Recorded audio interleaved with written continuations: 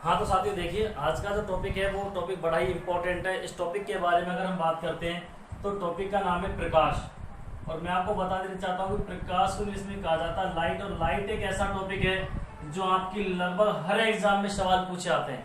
प्रकाश से हर एग्जाम में सवाल पूछे आते हैं। प्रकाश बड़ा ही इंपॉर्टेंट चैप्टर होता है हर एग्जाम की दृष्टि से। तो देखिए, जिस प्रकाश के बारे में बात करना चाहता हूँ तो सुनिए।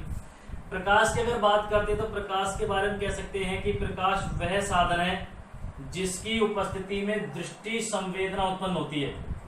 दृष्टि संवेदना उत्पन्न होती है। दृष्टि संवेदना से मतलब होता है हमारे पास में कि उसकी उपस्थिति में हमें वस्तुएं नजर आती हैं। नजर आने से मतलब होता है कि हमें वस्तुएं दिखाई देती है। दिखाई देने से मतलब दिखाई दे रही है तो मतलब सामने है। तो प्रकाश वह साधन है जिसकी उपस्थिति में हमें कोई वस्तु दिखाई देती है। इसके बारे में यदि बात करते हैं तो प्रकाश है, इस प्रकाश की प्रकृति की बात करते हैं तो प्रकाश विद्युत चुंबकीय तरंगों के रूप में गति करता है। विद्युत चुंबकीय तरंगों के रूप में गति करता है। प्रकाश की इस प्रकृति के बारे में जो बताया गया था इस वैज्ञानिक का नाम है मैक्सवेल। मैक्सवेल रेलवे की एग्जाम 2018 में सवाल पूछा गया है, प्रकाश का विद्युत चुंबकीय तरंग सिद्धांत किस वैज्ञानिक के द्वारा दिया गया था? हमारे पास में आंसर है मैक्सवेल। तो मैक्सवेल ने इसके बारे में बताया था। और जो विद्युत चुंबकीय तरंगें होती है, ये विद्युत चुंबकीय तरंगों की प्रकृति होती है अनुप्रस्थ। अनुप्रस्थ प्रकृति। अनुप्रस्थ प्रकृति से मतलब है कि ये बिल्कुल एक सीधी रेखा में जाती है। और सीधी रेखा में जाती है तो हम इसी आधार पर कह सकते हैं कि विद्युत चुंबकीय तरंगें अनुप्रस्थ प्रकृति की है। और विद्युत चुंबकीय तरंग है किसको? प्रकाश को डिफाइन करिए तो हम कह सकते हैं कि प्रकाश जो होता है वो हमेशा एक सीधी रेखा में गति करता है। क्योंकि प्रकाश की प्रकृति भी कैसी होती है? अनुप्रस्थ प्रकृति होती है। तो प्रकाश वह साधन है जिसकी उपस्थिति में दृष्टि संवेदना उत्पन्न होती है। और प्रकाश होता कौन सी क्वालिटी का है? तो विद्युत चुंबकीय तरंग के रूप में गति करता है। और इसके बारे में बताने वाला वैज्ञानिक कौन था? मैक्सवेल। और विद्युत चुंबकीय तरंगे अनुप्रस्थ प्रकृति की होती है। और अनुप्रस्थ प्रकृति से मतलब होता है कि प्रकाश हमेशा एक सीधी रेखा में गति करता है। बात करते हैं प्रकाश की गति के बारे में। तो प्रकाश की गति की अगर बात करते हैं तो प्रकाश का सर्वाधिक वेग अगर है तो प्रकाश का सर्वाधिक वेग होता है किसमें? निर्वात में, जिसको हम वैक्यूम भी कहते हैं। और निर्वात में प्रकाश का वेग होता है 3 × 10⁸ मीटर प्रति सेकंड, जो सर्वाधिक होता है। तो प्रकाश का सर्वाधिक मापा जाता है वेग किसके अंदर? निर्वात में। और निर्वात हमारा कहलाता है वैक्यूम कहलाता है। इस प्रकाश के वेग की गणना करने वाला वैज्ञानिक कौन था? तो प्रकाश के वेग की गणना करने वाला वैज्ञानिक हमारे पास में है रोमर। सबसे पहले रोमर ने प्रकाश के वेग की गणना की थी। सबसे पहले वैज्ञानिक कौन था? रोमर था। तो प्रकाश का सर्वाधिक वेग माना जाता है किसके अंदर? निर्वात के अंदर होता है कितना? 3 × 10⁸ मीटर प्रति सेकंड। और यही इलेक्ट्रॉनों की गति मानी जाती है और इसी को विद्युत धारा की गति मानी जाती है। ठीक है, तो सुनिए आगे बारे में। अगर किसी माध्यम अंगों को प्रकाश का वेग ज्ञात करना है तो भाई किसी माध्यम में प्रकाश का वेग ज्ञात करने के लिए क्या चीज है? तो प्रकाश में माध्यम में प्रकाश का वेग ज्ञात करने के लिए मैं आपको एक सूत्र बता रहा हूं। तो सूत्र के माध्यम से आप इसको देखिए मेरे साथ। हाँ तो साथियों देखिए, मैं बात कर रहा था किसी माध्यम में प्रकाश का वेग। मैंने लिखा है सूत्र आपके सामने, किसी माध्यम में प्रकाश का वेग। तो किसी माध्यम में प्रकाश का वेग v बराबर में होता है c/μ। म्यू कहते हैं आप इसको, म्यू बोलते हैं इसको। और म्यू को सीधे शब्दों में कहा जाता है अपवर्तनांक, किसी माध्यम का अपवर्तनांक। तो यहाँ पर दो चीजें हैं, एक हमको चीज मिल रही है c और दूसरी हमको चीज मिल रही है म्यू। सी हमारे पास में निर्वात में प्रकाश का वेग जो मैंने जस्ट अभी आपको बताया था कितना होता है? 3 × 10⁸ मीटर प्रति सेकंड होता है। सबसे ज्यादा होता है प्रकाश का वेग निर्वात में। और अगला है पॉइंट आपके पास है म्यू, जिसको अपवर्तनांक कहते हैं। अब प्रकाश का वेग निर्वात में तो फिक्स होता है 3 × 10⁸ होता है, लेकिन हर माध्यम का अपवर्तनांक अलग अलग होता है। अब मेन जो डिपेंड करने वाली जो यहाँ पर माध्यम में प्रकाश का वेग है वो किस पर डिपेंड करेगा? तो वो डिपेंड करेगा हमारे म्यू के ऊपर। कह सकते हैं कि जिस माध्यम का अपवर्तनांक अगर अधिक होगा, जिस माध्यम का अपवर्तनांक अधिक होगा तो उस माध्यम में प्रकाश का वेग क्या होगा? उतना ही कम होगा। और जिस माध्यम का अपवर्तनांक कम होगा तो उस माध्यम में प्रकाश का वेग उतना ही अधिक होगा। और जिस माध्यम का अपवर्तनांक अधिक होगा उस माध्यम में प्रकाश का वेग उतना ही कम होगा। एक एग्जाम्पल के तौर पर आपसे एक एग्जाम में एक सवाल पूछा गया तो आपसे उस सवाल के बारे में आपको बता देना चाहता हूं। तो एग्जाम्पल के तौर पर देखिए, जैसे हम जल का अपवर्तनांक लेंगे, केरोसिन है और तापमान करते हैं, इनके अपवर्तनांकों की बात करते हैं। एग्जाम्पल के तौर पे जल का अपर्तनांक ले लिया हमने 1.33, केरोसिन का 1.44 और तापमान के तेल का 1.47 लिया। ये हमारे पास में 3 ऑप्शन है और चौथा डी दे दिया, इनमें से कोई नहीं। सवाल आपके पास में, सवाल आपके पास ये पूछा रहा है, सवाल ये था कि यदि जल का अपर्तनांक 1.33 है, यदि केरोसिन का 1.44 है, यदि तारपीन के तेल का अपर्तनांक 1.47 है, तो बताइए किस माध्यम में प्रकाश का वेग सर्वाधिक होगा। तो मैंने जस्ट अभी आपसे कहा कि जिस माध्यम का अपर्तनांक कम है उस माध्यम में प्रकाश का वेग अधिक होगा, और जिस माध्यम का अपर्तनांक अधिक है उस माध्यम में प्रकाश का वेग कम होगा। तो आप आइडिया लगा सकते हैं कि सबसे कम अपर्तनांक किसका है, जल का। तो जाहिर सी बात है कि प्रकाश का वेग सर्वाधिक किसमें होगा, जल से। तो यहाँ पर आंसर हमारे पास में लगता है ए। तो ये हमारे पास में सवाल जिसको आपको बिना सोच समझ एक तरीके से कह सकते हैं कि बिना कैलकुलेशन का आपको आंसर लगाना है। बस इतनी चीज ध्यान रखनी है कि अपर्तनांक अधिक तो वेग कम, और अपर्तनांक कम तो वेग अधिक है।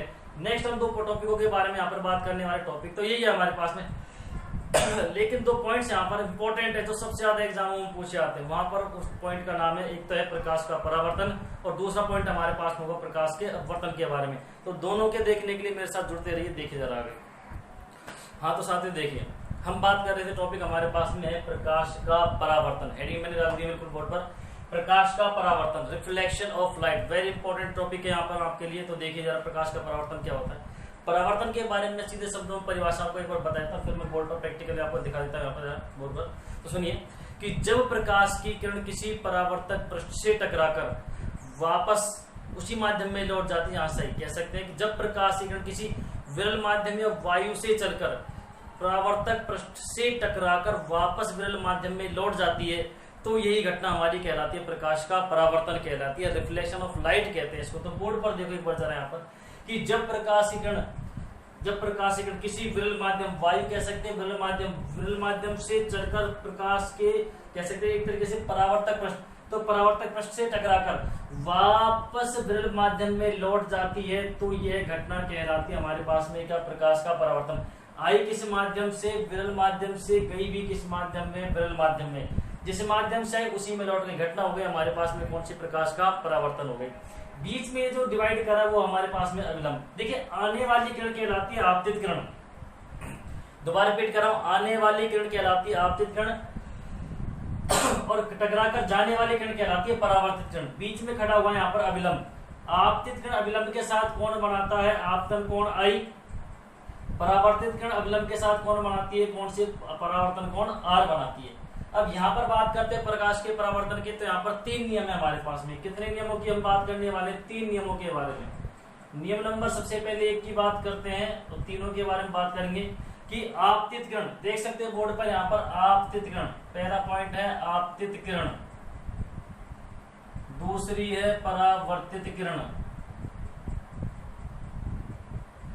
और तीसरा पॉइंट है अभिलंब।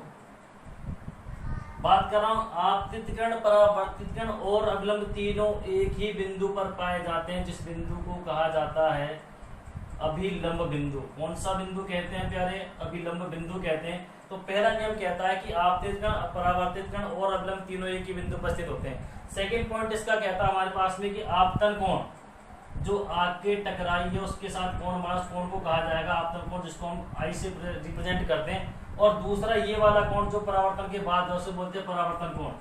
तो आपतन कोण हमेशा बराबर होता है किसके, परावर्तन कोण से। कहने का मतलब मेरा ये होता है कि प्रकाश की किरण यदि 10 डिग्री के कोण के साथ आ रही है तो टकराने के बाद भी वो 10 डिग्री से ही जाएगी। अगर 5 डिग्री के साथ सही तो 5 डिग्री से, 15 डिग्री सही तो 15 डिग्री से जाएगी।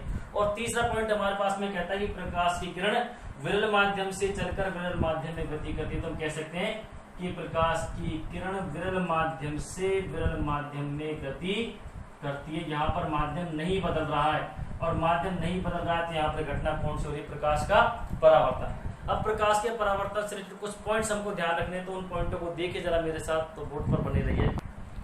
हाँ तो साथियों देखिए, हम बात करें यहाँ पर प्रकाश के परावर्तन के बारे में। अगले जो पॉइंट्स के बारे में बात करने वाले बड़े ही इंपॉर्टेंट पार्ट है, ध्यान रखने इन चीजों के बारे में। मैंने पहला पॉइंट यहाँ पर डिस्कस करने वाला हूँ। तो पॉइंट क्या था, पहला वन कि जिस रंग की, जो वस्तु की बात करें, यदि कोई वस्तु है तो जिस रंग की प्रकाश किरण का परावर्तन वो करती है, तो वो वस्तु वैसे ही रंग की हमें दिखाई देती है।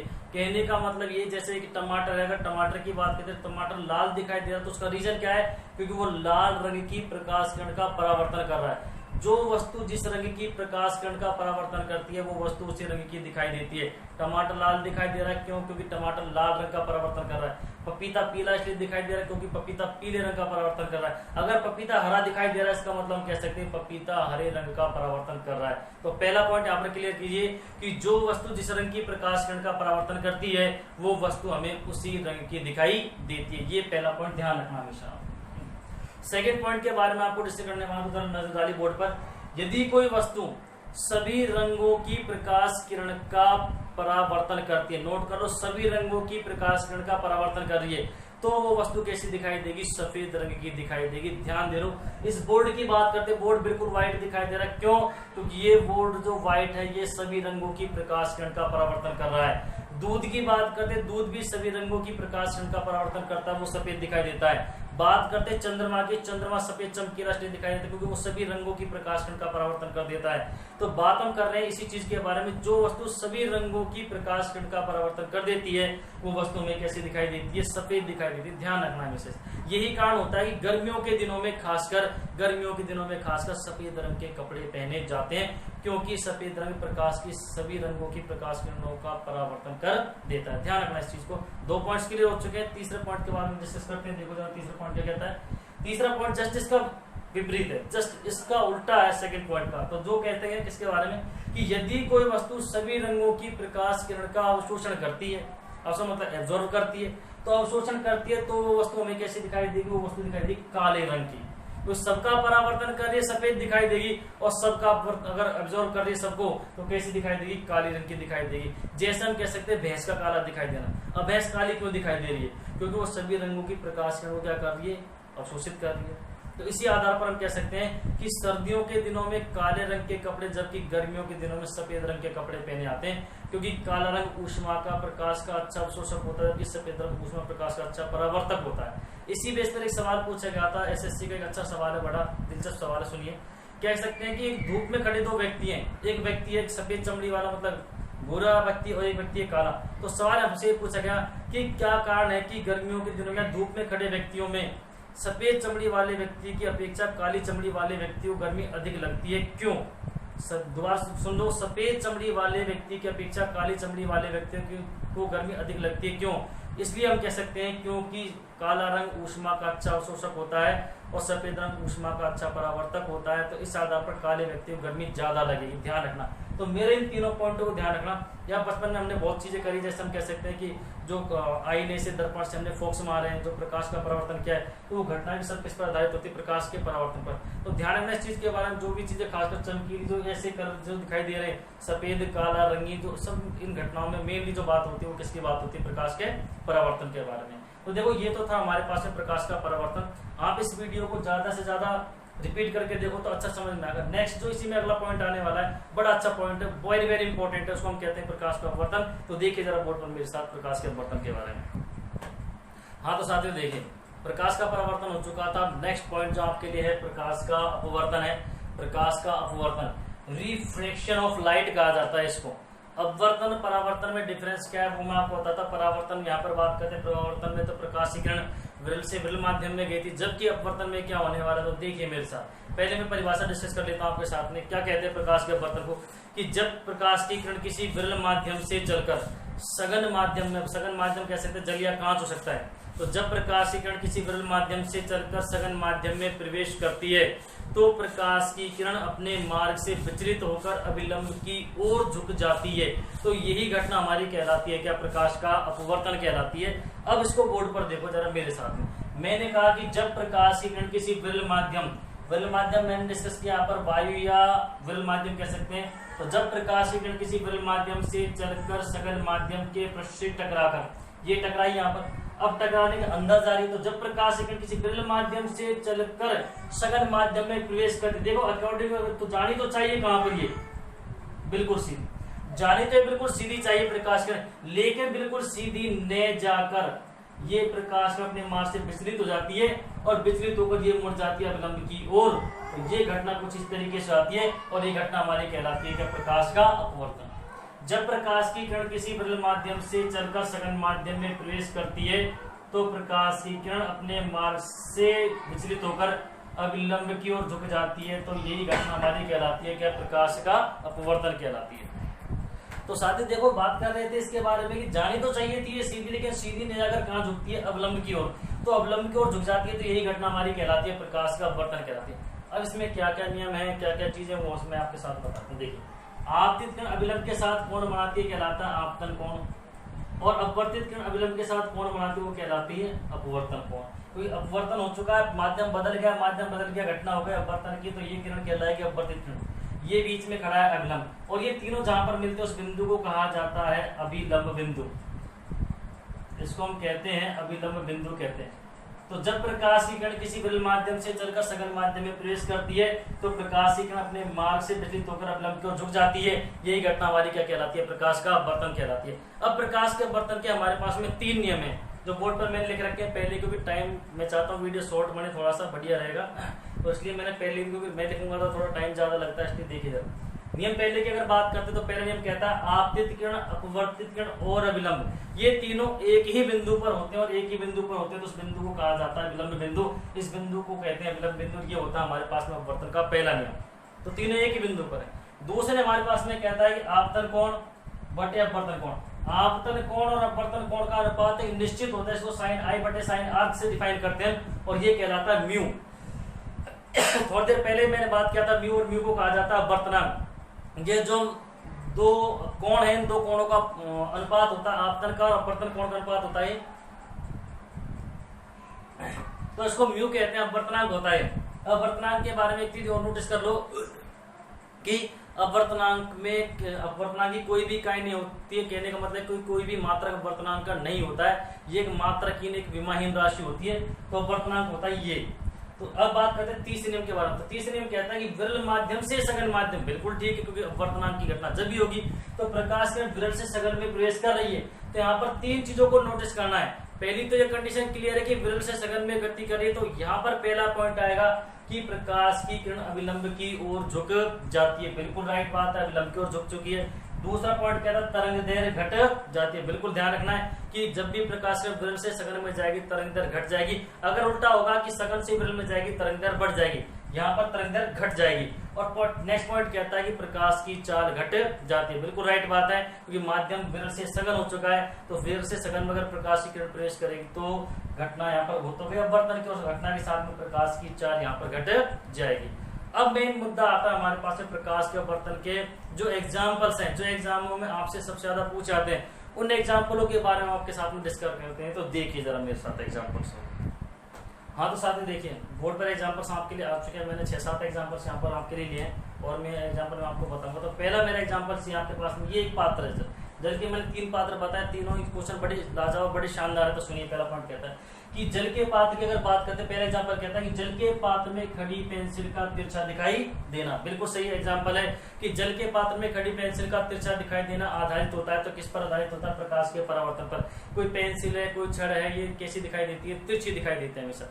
दूसरा एग्जांपल कहता है जल के पात्र में पड़े सिक्के का ऊपर उठा हुआ दिखाई देना, अपने वास्तविक आधार से कैसा दिखाई देता है? ऊपर उठा हुआ दिखाई देता है। यहाँ पर है आधार ऊपर उठा दिखाई दे रहा है। तल की बात करें, सामान्य बाल्टी पानी से भरी, उसका तल भी वास्तविकता से कैसा दिखाई देता है? ऊपर उठा हुआ। तो सिक्का भी ऊपर उठा हुआ दिखाई दे रहा है, इसमें भी घटना कौन सी होती है? प्रकाश के अपवर्तन की। यहाँ पर एक और अच्छा सवाल मैं आपको बता देना चाहता हूँ, बड़ा अच्छा और अच्छा सवाल है, सुनिए क्या कहता है एग्जाम में। एक कंटेनर है, पात्र नहीं कह रहा, कंटेनर, एक कंटेनर में पड़ा हुआ सिक्का ऊपर उठा हुआ दिखाई देता है जब उसमें धीरे धीरे जल भरा जाता है। तो जल को चाहे धीरे धीरे भरो, चाहे जल्दी से भरो, चाहे एक साथ भरो, पहले ही जल भरा हो, सिक्का उसमें डालना है, डाल दिया सिक्का। जब बात करें धीरे धीरे ऊपर उठा दिखाई देता है, तो ऊपर उठा हुआ दिखाई दे रहा है, अपने आधार से ऊपर उठा हुआ दिखाई दे रहा है, इसका मतलब कह सकते हैं कौन सी घटना? प्रकाश का अपवर्तन। नेक्स्ट कहता है कि जल के पात्र में पड़ा हुआ नींबू है, एक नींबू वास्तविक आकार इसका इतना सा है, और जल के पात्र में पड़ा हुआ नींबू, जब उसमें खाली गिलास में नींबू था इतना बड़ा दिखाई दे रहा, जैसे हमने उसमें पानी डाला, अब नींबू अपने वास्तविक आकार से दिखाई देता है कुछ इतना बड़ा। ये घटना भी किस पर आधारित होती है? प्रकाश के अपवर्तन पर आधारित होती है। नेक्स्ट कहता है साफ तालाब का पानी, बिल्कुल तालाब है, साफ सुथरा पानी भरा हुआ है, तो उसका जो मुख्य जो आधार होता है, वो आधार जो तल होता है, वो तल भी कहाँ दिखाई देता है? थोड़ा सा ऊपर उठा हुआ दिखाई देता है। तो ये भी घटना प्रकाश के अपवर्तन पर आधारित होती है। रात्रि के समय की बात करते हो, रात्रि के समय में तारों का टिमटिमाना, ये रात्रि के समय में तारों का टिमटिमाने की घटना भी आधारित होती है प्रकाश के अपवर्तन पर। नेक्स्ट कहता है सूर्योदय से कुछ समय पहले, सूर्योदय से कुछ समय पहले एवं सूर्यास्त के कुछ समय बाद सूर्य का दिखाई देना, ओनली दिखाई देना, ध्यान रखना, सूर्य का दिखाई देना आधारित है किस पर? प्रकाश के अपवर्तन पर। अगर घटना कहती सूर्योदय से कुछ समय पहले एवं सूर्यास्त के कुछ समय बाद सूर्य का लाल दिखाई देना, तो लाल दिखाई देने की घटना आधारित होती है प्रकाश के प्रकीर्णन पर। जबकि हम यहाँ पर केवल बात करें दिखाई देने, तो दिखाई देने की घटना आधारित होती है प्रकाश के अपवर्तन पर आधारित होती है। नेक्स्ट एग्जांपल आपसे कहता है कि धुएं के आर पार देखने पर, धुएं के आर पार देखने पर वस्तुओं का हिलती हुई नजर आना, ये सभी घटना आधारित होती है किस पर? प्रकाश के अपवर्तन पर आधारित होती है। ये वो मेन एग्जांपल्स हैं जो आपके एग्जामों में ज्यादातर आपसे एग्जाम में पूछाते हैं। रेलवे, एसएससी, पटवारी, जीडी, आप जो भी एग्जाम देते हो, राजस्थान पुलिस, दिल्ली पुलिस, सभी एग्जामों में इसी टाइप के सवाल आपसे पूछाते हैं। और जो मैंने आज जो मेन जो पॉइंट्स लिए यहाँ पर प्रकाश का परावर्तन और अपवर्तन, ये वेरी वेरी इंपॉर्टेंट पॉइंट्स हैं आपके लिए। तो दोस्तों अगर आपको वीडियो अच्छी लगी तो ज्यादा से ज्यादा लाइक कीजिए और शेयर कीजिए, और नेक्स्ट वीडियो के लिए मेरे साथ बने रहिए। मिलते हैं दोबारा नेक्स्ट वीडियो में।